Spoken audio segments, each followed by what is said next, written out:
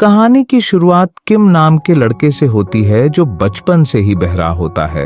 इस वजह से गेम खेलते समय उसे अपने दोस्तों की ताने बहुत सुननी पड़ती थीं, क्योंकि वह उनकी कॉल्स को सुन नहीं पाता था और कई बार तो उसकी वजह से टीम को हार का सामना भी करना पड़ता था। एक दिन स्कूल में जब किम दोस्तों के साथ बास्केटबॉल खेल रहा होता है, तब एक टीममेट उसे बॉल पास करने के लिए चिल्ला रहा होता है, लेकिन किम बेचारे को तो सुनाई ही नहीं देती, तो वह कैसे उसे बॉल पास करता। यह देखकर वह लड़का किम को बहुत बुरा भला कहता है। फिर किम उदास होकर वहां से चला जाता है। भले ही किम सुन नहीं पाता हो, लेकिन वह दूसरों की चेहरे की भाव से उनकी बातें और वे क्या कह रहे हैं समझता था।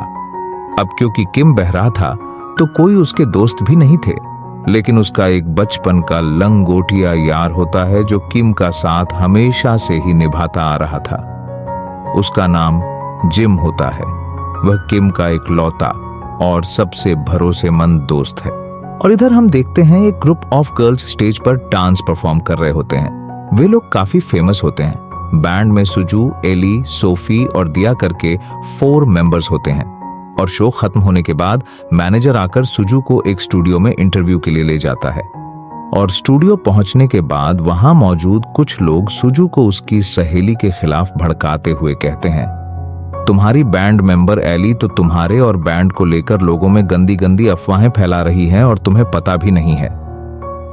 उन लोगों की बातें सुनकर सुजू को भी कहीं ना कहीं एली के ऊपर शक होने लगता है, क्योंकि सुजू बैंड में औरों से ज्यादा फेमस होती है।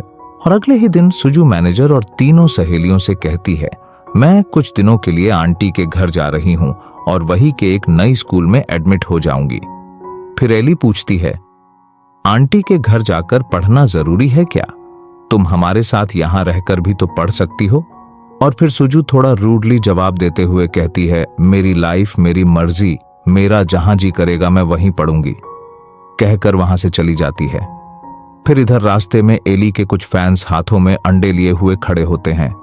उन सभी लोगों ने पिंक रेनकोट पहने हुए होते हैं, क्योंकि ये एली का ट्रेडमार्क होता है। उसी वक्त किम वहां से गुजर रहा होता है और वहां एली के फैंस जमा हुए देख वो भी वहीं खड़ा हो जाता है और सोचने लगता है कि क्या यही एली का फ्लैट होगा। दरअसल किम भी एली का बहुत बड़ा फैन होता है। और कुछ देर बाद फ्लैट से सुजू निकलती है और वो सभी सुजू पर अंडे फेंकने लगते हैं।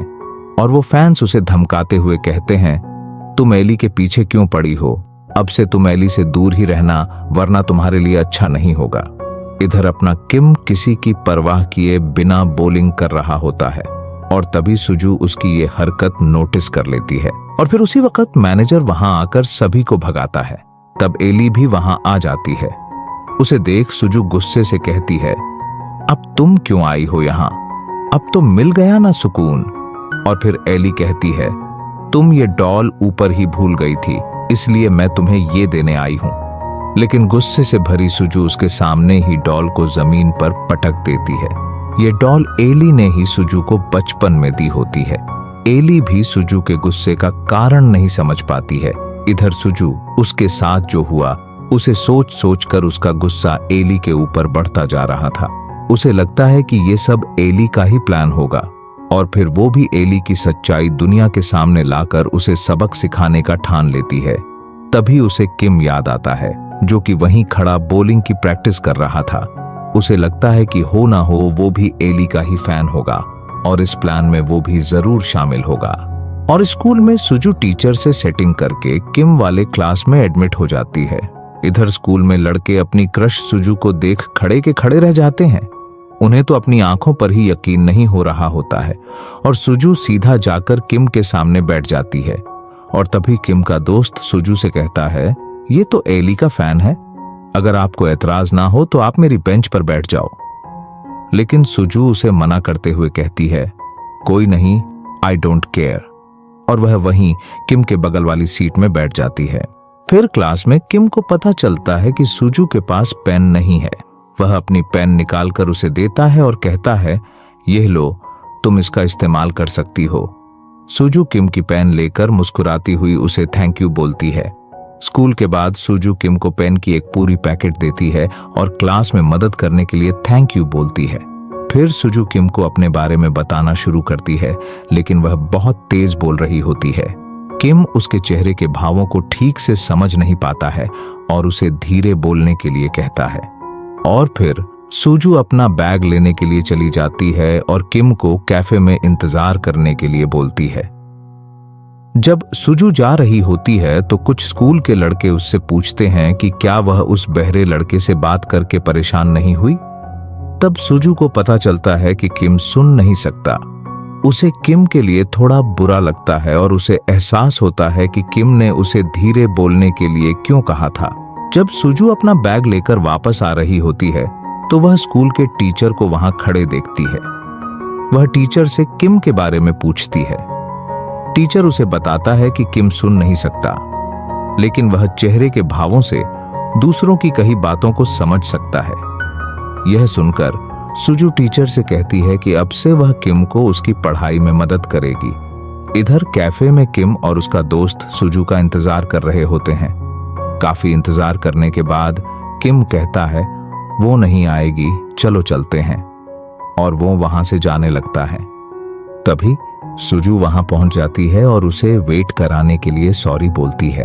फिर सुजू किम से कहती है अब से मैं तुम्हें नोट बनाने में मदद किया करूंगी, और वह किम के मोबाइल में अपना नंबर भी सेव कर देती है। इसके बाद वे लोग बॉलिंग क्लब में जाते हैं, जहां किम स्कूल के बाद पार्ट टाइम जॉब करता था। किम सुजू को बॉलिंग करना सिखाने लगता है और सुजू को भी बॉलिंग करने में मजा आ रहा होता है। सुजू वो पहली लड़की होती है जिससे किम इतना घुल मिल गया होता है। कुछ देर खेलने के बाद किम अपना काम करने लगता है और सुजू भी उसे काम करने में मदद करने लगती है। इधर घर पर किम सुजू के बारे में सोचकर मुस्कुरा रहा होता है, कहीं उसे प्यार तो नहीं हो गया। खैर, यह तो आगे पता चल ही जाएगा। किम उसकी कुछ बातों को याद करने लगता है। सुजू ने उसे रास्ते में कहा होता है मैं तुम्हारी सबसे अच्छी दोस्त बनना चाहती हूं, क्या तुम मेरे दोस्त बनोगे? फिर किम सुजू के बारे में अपनी मम्मी को भी बताता है और उसकी मम्मी भी यह सोचकर खुश हो जाती है कि चलो कोई तो मिली इसे। अगले दिन जब किम स्कूल जा रहा होता है तो सुजू उसे दीवार से चिपक कर आते हुए देख लेती है। वह सामने जाकर पूछती है तुम ऐसे क्यों चल रहे हो? किम जवाब देता है सेफ्टी के लिए, मुझे पीछे से आ रही गाड़ी का पता नहीं चलता ना।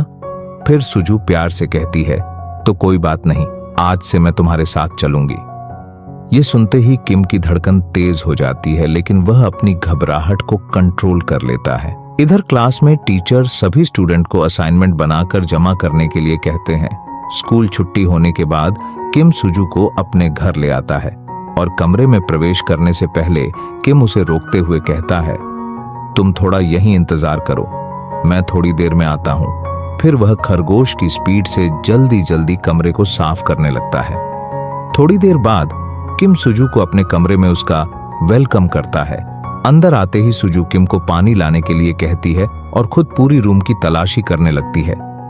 दरअसल उसे यह शक था कि किम एली की प्लान में शामिल हो सकता है और उसे किम के कमरे से एली की प्लान को लेकर कुछ सुराग मिल सकता है, लेकिन उसके रूम से उसे ऐसा कुछ नहीं मिलता। इसके बाद वे दोनों गप्पे मारना शुरू करते हैं। सुजू कहती है मुझे बचपन से ही नाचना गाना पसंद था, इसलिए आज मैं इसी लाइन में हूं। और फिर वह किम से पूछती है ज्यादातर लड़कों को तो फुटबॉल बास्केटबॉल जैसे खेल में रुचि होती है, फिर तुम्हें बॉलिंग में क्यों? फिर किम थोड़ा निराश होकर कहता है क्योंकि मैं ठीक से सुन नहीं सकता ना, इसलिए कोई मुझे टीम में नहीं लेता, और वैसे भी मुझे बॉलिंग ही ज्यादा पसंद है। लेकिन जब मैंने स्कूल में बॉलिंग टीम बनाने के लिए रिक्वेस्ट की तो उन्होंने मेरी बातों को सीरियसली नहीं लिया। इसके अलावा मुझे ड्राइंग और किताबें पढ़ना भी पसंद है। कुछ देर बाद किम की मां भी वहां आती हैं और अपने बेटे को सुजू के साथ खुश देखकर वे उसे आते रहने के लिए कहती हैं।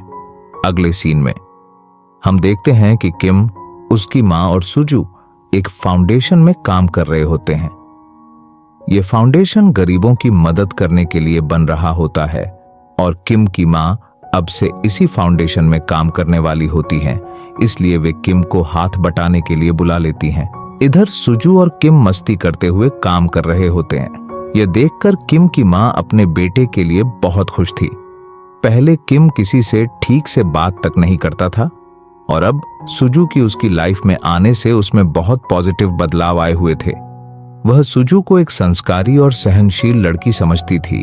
फिर किम सुजू को उसकी मां के कामों में मदद करने के लिए थैंक्स बोलता है। लॉन्च के समय सुजू किम से कहती है, अगर तुम मुझे अपनी दोस्त मानते हो तो अब जो मैं सवाल करने जा रही हूं उनका सच सच जवाब देना। ये सुनकर किम थोड़ा कंफ्यूज हो जाता है और कहता है, हाँ चलो पूछो। सुजू पूछती है, उस दिन फ्लैट के नीचे पिंक रेनकोट में तुम भी एली के फैंस के साथ थे, राइट? क्या तुम्हें पता है कि उन्हें ऐसा करने के लिए किसने कहा था? क्या वो मैनेजर था और एली थी? फिर किम जवाब देता है, नहीं, मुझे इस बारे में कोई जानकारी नहीं है। मैं तो उस दिन बस वहां से गुजर रहा था। हाँ, ये बात सच है कि मैं एली का फैन था और अभी भी हूं। फिर सुजू गुस्से में सवाल पूछती है, अच्छा तो ऐसा है, तो तुम वहीं थे तो उनके प्लान के बारे में कुछ तो सुना होगा। निराश होकर किम कहता है, मैं सुन नहीं सकता तो मुझे कैसे पता चलता। फिर सुजू खामखा किम के ऊपर इतना समय वेस्ट करके और कुछ हाथ ना लगने के बाद खुद को कोसने लगती है। वहां काम करते समय भी वह मंद होकर काम कर रही होती है और उसी वक्त वहां सुजू का मैनेजर आता है और उसे पूछता है, अरे तुम कब से ये सब काम करने लगी? सुजू गुस्से में जवाब देती है, काम नहीं, मैं इधर फाउंडेशन को हेल्प कर रही थी। फिर मैनेजर पूछता है, अच्छा तो यही है तुम्हारा दोस्त? क्या वह तुम्हारा बॉयफ्रेंड भी है? सुजू कहती है, पागल है क्या? ये तो बहरा है, ऐसा लड़का कैसे मेरा बॉयफ्रेंड हो सकता है? और उसकी चेहरे की भावों से किम को पता चल जाता है कि वह क्या बोल रही है। किम की मां भी ये बात सुन रही होती है। फिर सुजू को रियलाइज होता है कि किम चेहरे की भावों से बातों को समझता है। वह वहां अनकंफर्टेबल महसूस करने लगती है और उसे अपनी कही बातों का अफसोस लगने लगता है। अब किम को यह समझ आ जाता है कि उसकी तो कट गई। उसे पूरा माजरा समझ आ जाता है कि क्यों सुजू उसको इतनी अटेंशन दे रही थी। वह तो उसे अपना दोस्त तक नहीं मानती थी। उसे लगता था कि सुजू अलग है, लेकिन भाइयों क्या करे, ऐसा तो सबको लगता ही है। अब किम यहां पर बुरी तरह टूट जाता है। किम की मां सुजू की सच्चाई जानने के बाद उसे वहां से दफा हो जाने को कहती है। जब सुजू जा रही होती है तब किम सामने आकर निराश होकर बोलता है, तो तुमने उस अपनी दोस्त की सच्चाई सामने लाने के लिए मुझसे दोस्ती का नाटक किया, राइट? तुम कैसे मेरी फीलिंग्स के साथ ऐसे खेल सकती हो? मैं ही बहुत भोला था जो तुम्हें पहचानने में गलती कर दी। अब तक सुजू को भी अपनी गलती का एहसास हो चुका था और वह अपनी अफसोस से भरी चेहरे को लेकर किम के सामने से दफा हो जाती है। फिर अपने बेटे को दर्द में देखकर किम की मां उसे कंफर्ट करने लगती है। किम भावुक होकर उनसे कहता है, मां, मुझे अपनी गलती का एहसास हो गया है। अब मैं किसी पर भरोसा नहीं करूंगा सिवाय मेरे बचपन के दोस्त जिम के। इस दुनिया में मेरे जैसे बहरे का कोई दोस्त नहीं हो सकता। ये सुनकर उसकी मां को बेटे के लिए बहुत बुरा लगता है। इधर सुजू को एक दूसरे कंपनी का मैनेजर आकर उसे एली के खिलाफ भड़काते हुए कहता है, एली अच्छी लड़की नहीं है, तुम मुझे ज्वाइन कर लो, मैं तुम्हें रातों रात स्टार बना दूंगा। अब सुजू बहुत कंफ्यूज हो जाती है कि क्या करे। अगले दिन किम स्कूल में निराश मुद्रा में अकेला चल रहा होता है। सुजू को किम को ऐसे देखकर बहुत बुरा लग रहा होता है और फिर वह उसे मनाने के लिए किम की बॉलिंग क्लब टीम में शामिल होने का सोचती है। ये पता लगने पर वहां सभी लड़के भी किम की बॉलिंग क्लब ज्वाइन होने आ जाते हैं और सभी लड़के वहां खुश होकर प्रैक्टिस करने लगते हैं। लेकिन किम को पता था कि वे लड़के सिर्फ सुजू के लिए आए हैं। फिर रूठा हुआ किम गुस्से में घर जाने लगता है।